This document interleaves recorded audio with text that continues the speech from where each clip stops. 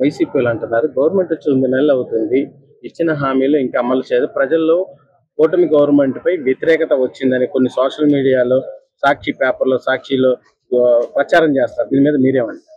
Sir, కూటమి ప్రభుత్వం మీద వ్యతిరేకత అయితే ఏం లేదండి. నాకు తెలిసి యాజ్ ఏ కామన్ మ్యాన్ గా నేనేం చెప్తున్నానంటే, నేను రెగ్యులర్ గా తిరుగుతూ ఉంటాం అన్ని ఊర్లు. నాది జాబ్ వచ్చి తిరగడం, అన్ని ఊర్లో నేను తిరుగుతూ ఉంటే ప్రశాంతంగా ఉంది, గొడవలు లేవు, ఆ గంజాయి దొరకట్లేదు. మెయిన్ గంజాయి గురించి కానీ, లేకపోతే బైకులు ఇష్టం వచ్చినట్టుగా తిప్పడం కానీ, రౌడీ రాజకీయం కానీ, డబ్బులు వసూలు చేయడం కానీ, చిన్న చిన్న షాపుల దగ్గర, టిఫిన్ బండ్ల దగ్గర రోజుకి ఎంత వసూలు చేయడం కానీ అవన్నీ తగ్గినాయి అని చెప్తున్నారు.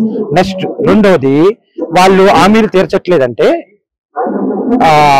ప్రభుత్వం ఎక్కిన తర్వాత దిగిన తర్వాత బడ్జెట్ లో ఎన్ని చూసుకుంటారు ఎవరైనా సరే.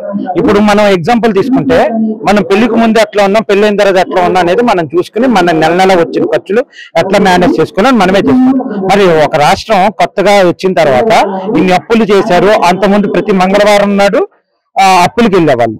ఇప్పుడు అప్పులు చేయడానికి వీళ్ళైతే అప్పులు పెద్దగా ఏమి చేయట్లేదు నేను అనట్లేదు, వాళ్ళతో పోల్చుకుంటే తక్కువగా చేస్తున్నారు. ఎక్కడికక్కడ చూసుకుంటూ మేనేజ్ చేసుకుంటూ వస్తున్నారు. రాగానే ఇప్పుడు అమ్మఒడి ఎప్పుడు వేయాలండి? స్కూల్ స్టార్ట్ అయ్యేటప్పుడు వేయాలి. రేపు మేలో వేస్తానని చెప్పి మన అసెంబ్లీ బడ్జెట్ సమావేశాల్లో చెప్పారు. రైతు భరోసా ఎప్పుడు వేయాలి? రైతులకి ఎరువులు కొనుక్కోవడానికి నాట్లు టైంలో కానీ దానికి కానీ ఆ టైంలో వేయాలి. ఆ టైంలో వేస్తానన్నారు కదా. మీకులాగా సంక్రాంతి పండగకి అమ్మఒడి లేకపోతే మిడ్ ఆఫ్ ది డే మీరు ఎప్పుడు వేశారు? వాళ్ళు కూడా అరౌండ్ నవంబర్ డిసెంబర్ లోనే ఫస్ట్ పథకం ఇచ్చారు. వీళ్ళు రాగానే పెన్షన్ ఇచ్చారు, దాని తర్వాత దీపం పథకం ఇచ్చారు. ఇవన్నీ చేసుకుంటూ వెళ్తున్నారు.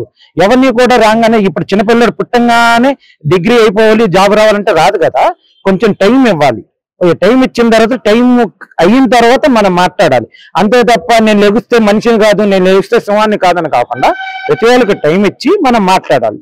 అప్పుడు కూడా నాకు తెలిసి టీడీపీ ఓడిపోయిన తర్వాత కూడా ఒక 6 months పెద్దగా ఈ వ్యక్తి చూపించారు. అంతే తప్ప ఇది ఇవ్వట్లేదు. వన్స్ ఒక 1 year అయిన తర్వాత వీళ్ళు నువ్వు ఈ పథకం ఇస్తానన్నావు కదా, ఇవ్వలేదని చెప్పి వాళ్ళు అప్పుడు మాట్లాడడం జరిగింది. అంతే తప్ప డే 1 నుంచి నువ్వు నీలాగా అయితే మొదలు పెట్టలేదు టీడీపీ.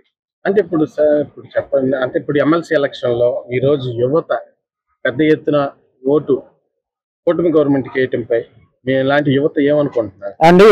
2024 జనరల్ ఎలక్షన్ కి మన జరిగిన తర్వాత ఇప్పటికి 10% ఎక్కువ వచ్చింది ఈ కూటమికి. నేను మొత్తం ఈ ఎలక్షన్ రిజల్ట్స్ నిన్న రాత్రి నుంచి నేను చూస్తున్నాను. చూసిన దాంట్లో 10%, అప్పటికి ఇప్పటికి 10% పెరిగింది ఎలక్షన్ లో.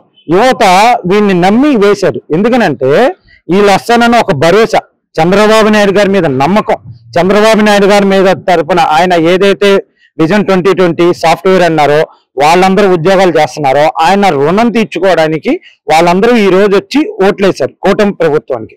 అందుకని అప్పుడు కంటే ఇప్పుడు పోల్చుకుంటే 10% ఎక్కువ ఓటింగ్ వచ్చింది. కొన్ని బూతుల్లో కృష్ణా జిల్లాలో 438 బూతులు ఎన్నో, దాంట్లో అసలు వైసీపీకి ఎవరైతే మద్దతు ఇచ్చారో వాళ్ళకి అసలు ఎక్కడో కూడా మెజార్టీ రాలేదు, ఎక్కడ కూడా మెజార్టీ రాదు. సరే, ఈ ప్రభుత్వం మీద వ్యతిరేకత వచ్చింది అని అంటున్నారు. నాకైతే ఎక్కడ వ్యతిరేకత కనిపించలేదు. సరే, మరి వ్యతిరేకత వచ్చినప్పుడు నువ్వు డైరెక్ట్ గా కంటెస్ట్ చేయలేదు. నువ్వు ఏమన్నావు? ఈవీఎం కాబట్టి, ఎవరైతే నీ మాజీ మినిస్టర్ పేరు నాని కానీ మీ వాళ్ళందరూ ఈవీఎం మ్యానిపులేట్ చేశారు కాబట్టి మేము ఓడిపోయారు. సరే, అప్పుడు నువ్వేం చేయాలి? ఇది బ్యాలెట్ పేపర్ ద్వారా జరిగింది.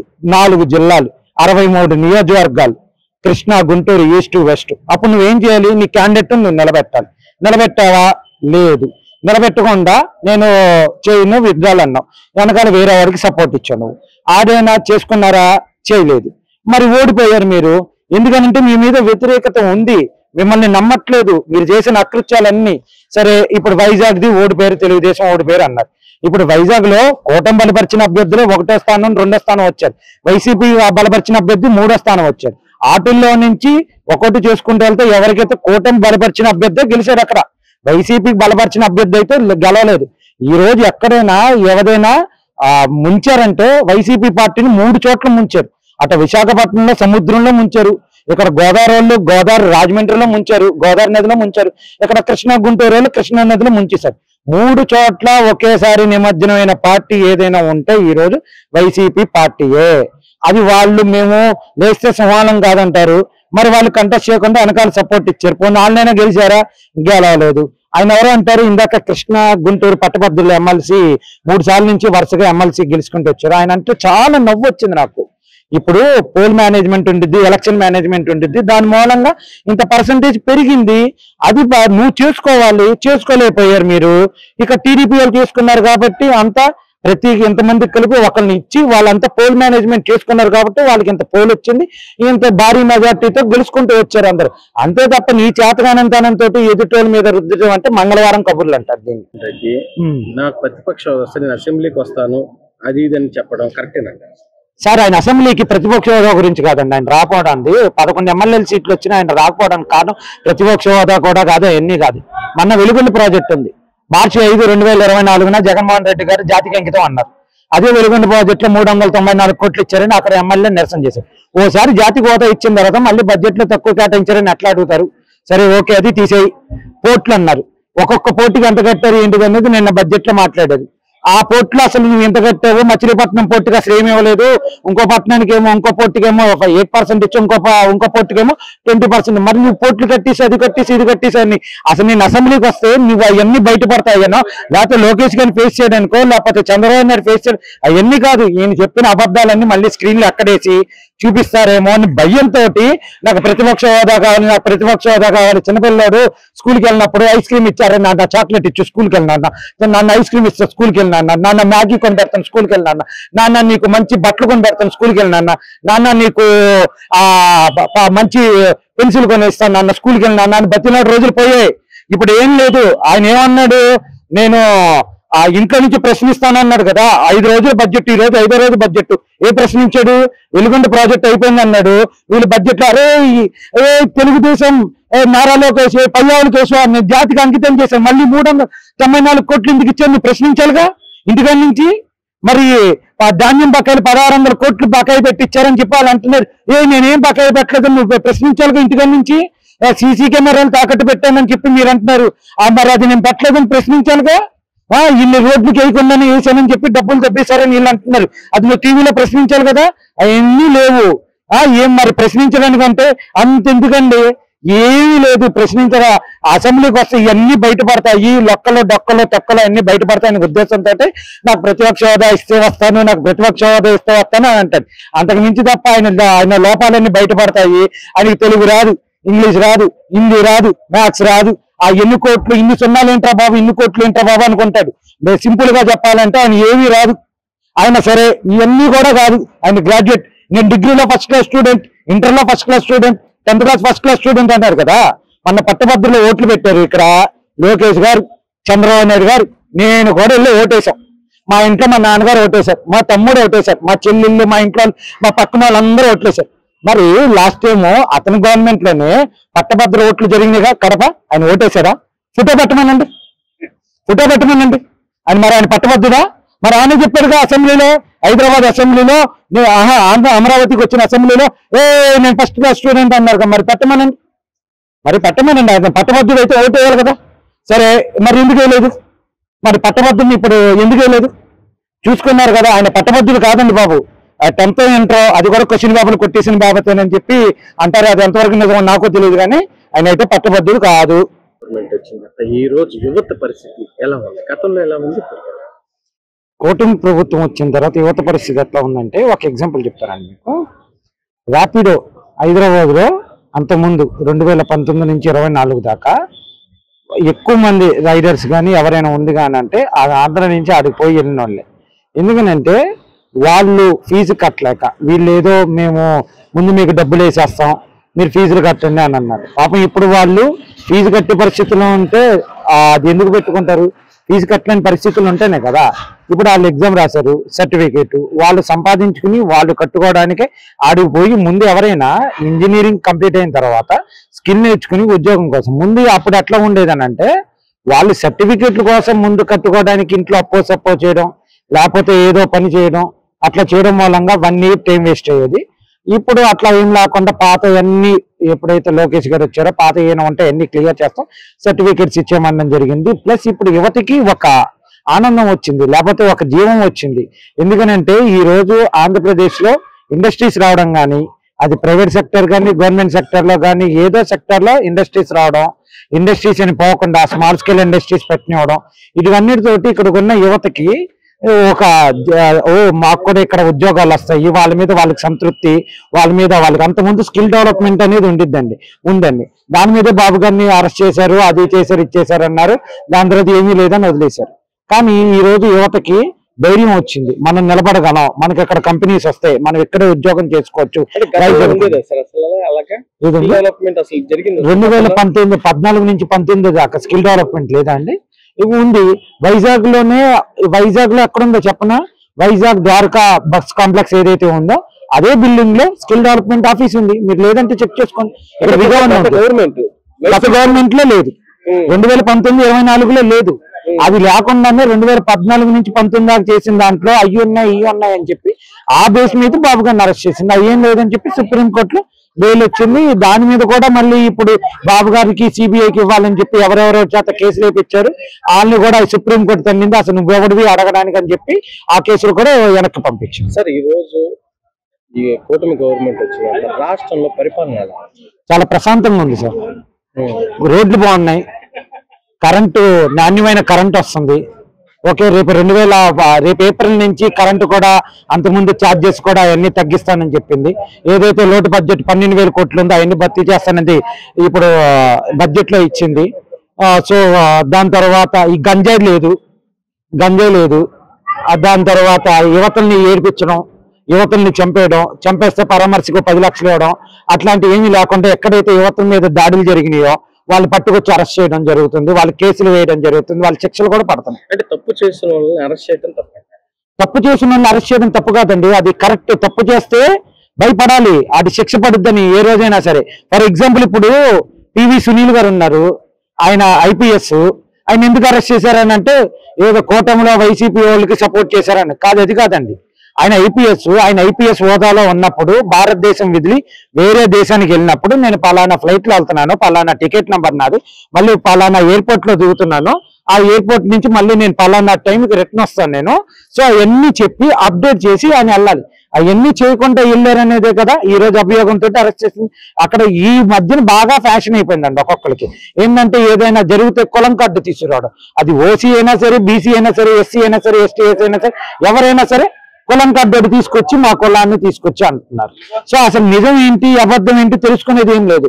ఎవరికి ఇష్టం వచ్చినట్టు వాళ్ళు చేతిలో జియో ఉంది, ఆ 3 నెలలకి ఎంత ఉంది, ఎవరికి కావాల్సి వచ్చినట్టు రాస్తాడు. లేదంటారా వైసీపీ లాగా తాడేపల్లి ప్యాలెస్ నుంచి ఏదైతే వస్తుందో అది పైనుంచి జిల్లా నుంచి మండలం నుంచి విలేజ్ దాకా అదే రాయడం తప్ప ఒకటి సొంతంగా ఆలోచించి రాసేదైతే లేదు.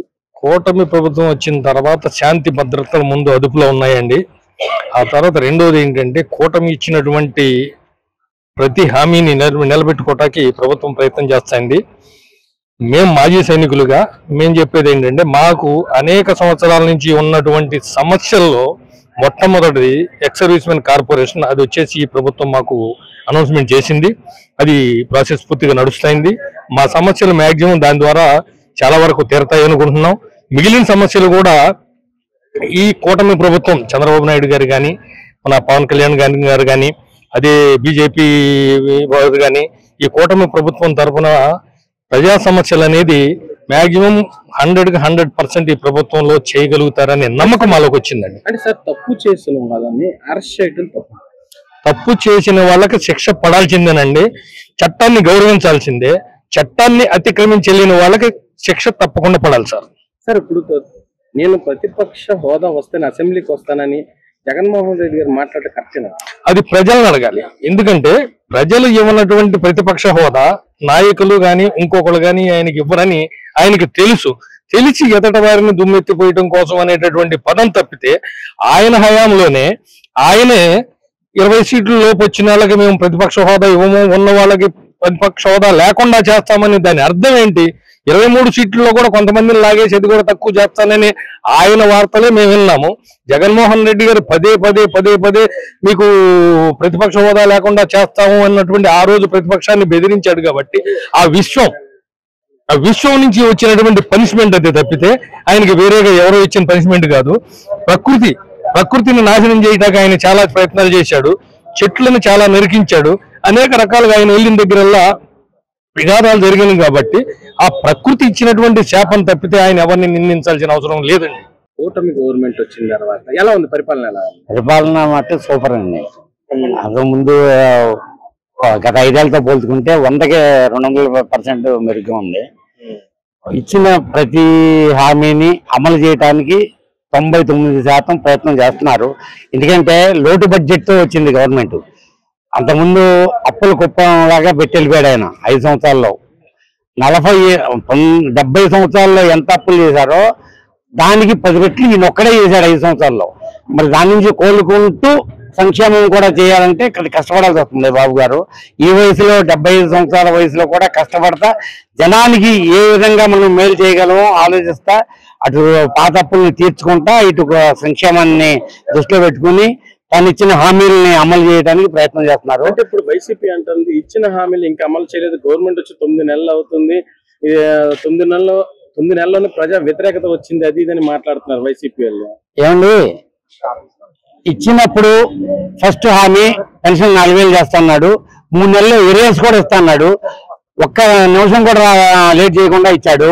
వాళ్ళలాగా 3000 ఇస్తానని చెప్పి 2250, 2500, 2750 దిగిపోయే ముందు 3000 అట్లా చేయలేన మాట ప్రకారం 4000 ప్లస్ 3 నెలల ఎరియర్స్ 7000 ఒకసారి ఇచ్చాడు. ఆ తర్వాత ప్రతి నెల 1వ తారీఖుని పెన్షన్ గా అవసరమైతే 1,000 సెలవు వస్తుందంటే ఒక రోజు ముందే పెన్షన్లో ఇంటికి చేర్పిస్తున్నాడు. ఎక్స్ట్రా బడ్జెట్ లేకుండా సచివాలయం సిబ్బందితోనే ఆ పెన్షన్ ఇప్పిస్తా, గవర్నమెంట్ కి బడ్జెట్ లేకుండా ఇటు పెన్షన్ తీసిన వాళ్ళకి ఇబ్బంది లేకుండా చేసుకుని వాళ్ళని అమలు చేశాడు.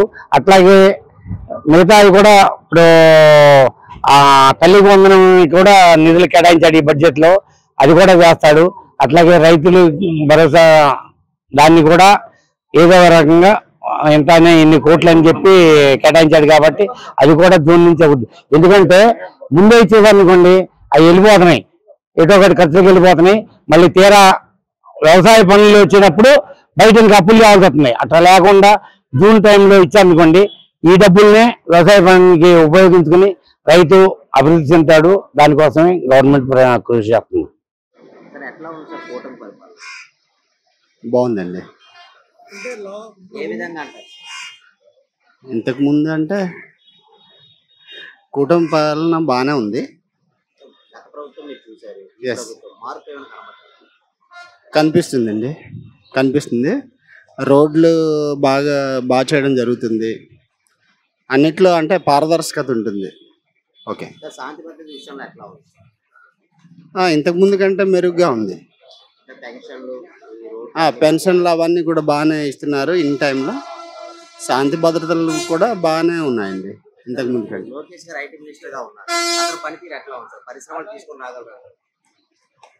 రాగలరని మొన్న నిరూపించారు, బాగానే ఉంది. ఆ విద్యాశాఖ మీద కూడా మంచి పట్టుంది, మంచి ఆవిష్కరణలు కూడా తీసుకొచ్చారు.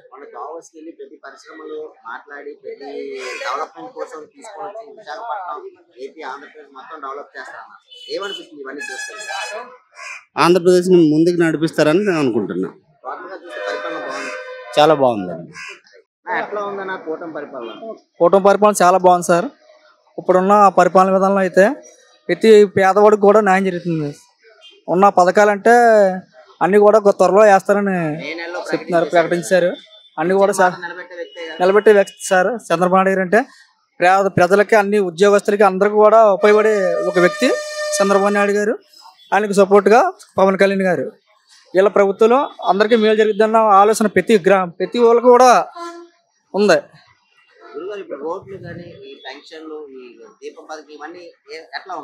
అన్ని బాగున్నాయి సార్. ఇప్పుడు రోడ్లు కూడా సార్ ఎక్కిన కాడి నుంచి కూడా రోడ్ల పైన ఫస్ట్ స్టార్టింగ్ చేశారండి. ఆయన రోడ్లు విషయంలో అయితే ఎప్పుడు కూడా పర్ఫెక్ట్గా ఉంటారండి చంద్రబాబు నాయుడు గారు అయితేనే. తర్వాత ఇప్పుడు జరిగే పిల్లల భవిష్యత్తు కూడా తీసుకురాగలరు. కారణం అంటే అతను ముందు గతంలో చేశారు కాబట్టి ఆ అవగాహన అతనికి ఉంది కాబట్టి ఖచ్చితంగా అతను ఐటీలో బాగా అనుభవం ఉంది సార్. అతనికి చేస్తారండి ఆయన. ఉందండి. ఇదే కూటమి పరిపాలన అయితే ప్రజలకు మేలు జరిగే పరిపాలన ఖచ్చితంగా జరుగుతుంది మేడం. సరే సార్ ఎట్లా ఉంది కూటమి పరిపాలన? కుటుంబ పరిపాలన చాలా సూపర్గా ఉందండి, చాలా బాగుంది. సార్ ఇప్పుడు గత ప్రభుత్వం మీరు చూశారు, ఈ అవును. ప్రభుత్వం మార్పు ఏమైనా కనబడ్డది? మార్పు చాలా కనపడద్ది. లాస్ట్ దానికన్నా డెవలప్మెంట్ ఎడ్యుకేషన్ పరంగా, తర్వాత అన్ని రంగాల్లో కూడా బాగానే ముందుకు దూసుకుపోతుంది. చాలా బాగుంది. చంద్రబాబు పరిపాలన చాలా సూపర్, ఇంకా తిరగలేదు. సార్ ఇప్పుడు పరిశ్రమలు డెవలప్మెంట్ ఇవన్నీ ఇతను తీసుకున్నారని నమ్ముతున్నారా? Yes, definitely. ఆయన కష్టపడతాడండి, కష్టపడే జీవి. 6 నిమిషాలు 24 hours కష్టపడడానికి వెనకం చేయడు. చాలా బాగుంటుంది ఈయన పరిపాలన. పథకాలు ఈ మే నెలలో ఇస్తున్నాను కూడా మాట ఇచ్చారు, ఇచ్చిన మాట నిలబెట్టే వ్యక్తి అంటారు. నిలబెడతారు. ఒక ఒక సంవత్సరం అటు ఇటు అయినా సూపర్గా చేస్తాడండి. అన్ని చెప్పిన వాగ్దానం చేసి అన్ని కూడా నెరవేరుస్తారు. టైం ఇవ్వాలి. టైం ఇవ్వాలి కదా. సార్ ఇప్పుడు లోకేష్ గారు ఐటీ మినిస్టర్ గా ఉన్నారు, ప్రతి పరిశ్రమలో తీసుకుని రాగల సత్తా ఉందంటారా? ఎస్, చాలా సత్తా ఉంది. ఆయన చాలా ఇదివరకు చాలా ఇంప్రూవ్మెంట్, చాలా బాగుంది లోకేష్. తండ్రికి తగ్గ తల్లిదండ్రులు అన్నారు. Yes, correct. అది అక్షరాల నిజం, ఏంటంటారు? అక్షరాల నిజం. అతను తండ్రికి తగ్గ తనయుడు.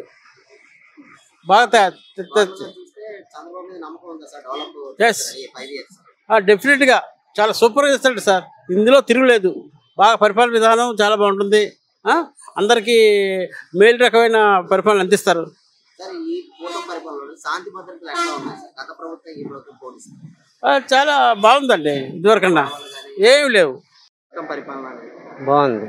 ఏ విధంగా అంటారు సార్? గత ప్రభుత్వం మీరు చూశారు, ఈ ప్రభుత్వం మార్పు ఏమైనా కనబడ్డారా? బాగానే పనులు అవుతుంది.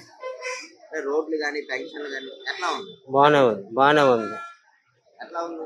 బాగానే ఏ పరిపాలన. విధంగా అంటారు? అప్పుడు మీదకి ఇప్పుడు బాగుంది పరిపాలన. అంటే అన్న క్యాంటీన్ ఇవన్నీ పెట్టడం వల్ల బాగుందంటారు. రైతులు డబ్బులు ఇవ్వడం ఇవన్నీ బాగా చేస్తారు.